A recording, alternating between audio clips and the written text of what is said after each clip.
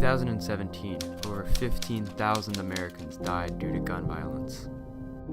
At least 12 people are dead, 50 others are hurt after a shooting at a movie theater at midnight. Among the 27 people dead are 18 children.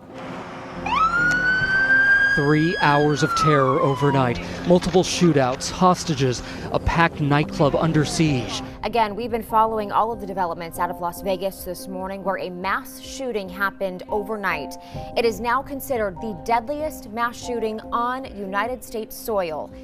According to a study conducted by the University of Pittsburgh, lawful gun owners commit less than a fifth of all gun crimes. Federal law requires that all licensed gun sellers must run a background check for anyone buying a gun. However, background checks are not required for sellers at gun shows, as well as private or online sellers, posing a major risk of firearms getting into the wrong hands. I don't need your address. So no background check? Nothing. Just show me that you're from Ohio. Okay. Well, that's good about the background check, because I probably couldn't pass one. I don't care. According to a 2016 Lancet study, implementing federal universal background checks could reduce firearm deaths by a projected 56.9%. The Second Amendment gives Americans the right to keep and bear arms, but has no specification of how the arms can be obtained. Even 74% of NRA members support universal background checks. Although most are in favor of universal background checks, why haven't they been passed into legislation yet? We spent time interviewing legal experts, political pundits, and victims of gun violence trying to find the answer. Firstly, the implementation of universal background checks would significantly reduce all firearm-related injuries and deaths in the U.S. It would protect all Americans' right to life, as guaranteed by the 14th Amendment. On an average day, 93 Americans are killed by guns. That means that 93 families have to go through the shock and grief of losing a loved one to such unnecessary violence every single day. Sandy Phillips is an activist and the mother of Jessica Redfield, who was killed in the Aurora, Colorado mass shooting in 2012.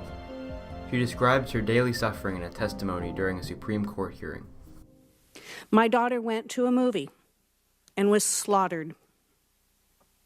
I use the word slaughtered because the killer chose to use a weapon designed for the battlefield by the military as part of his arsenal and ambushed people that could not escape. He was able to purchase 4,000 rounds of green tip .223 high-velocity bullets over the internet without even showing his driver's license. However, the amount of people injured by firearms each day dwarfs the amount who are killed. One bullet, 1 second, is all it takes to change someone's life forever.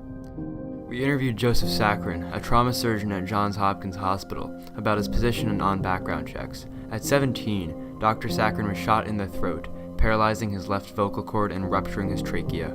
Luckily, he survived, and now he promotes gun control nationwide.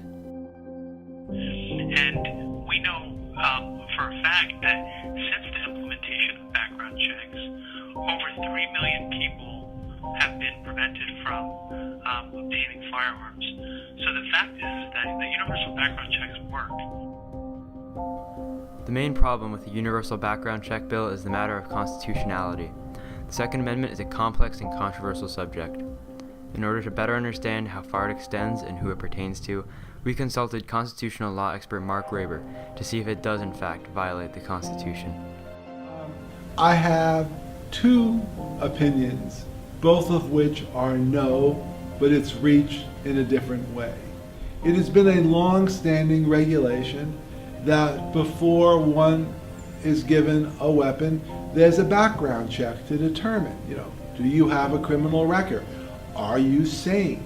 Have you recently threatened to kill the mayor? We traveled to Washington, D.C. to interview the Maryland District 8 Representative Jamie Raskin, who has dedicated his life to fighting gun violence. We wanted to see what needs to be done to implement universal background checks and what changes can be made to background checks as a whole to make this country safer.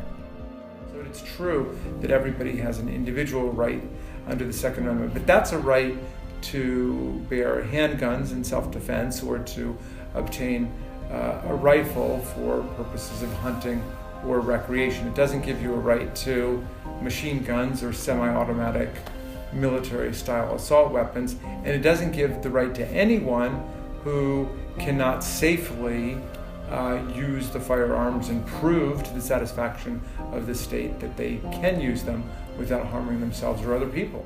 So all of the rights that we have to be exercised in conjunction with other rights that people have in society. Universal background checks have overwhelming popular support.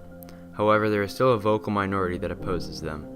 We spoke with Ben Shapiro, editor-in-chief of the Daily Wire and opponent of universal background checks, in an attempt to understand why people oppose their implementation.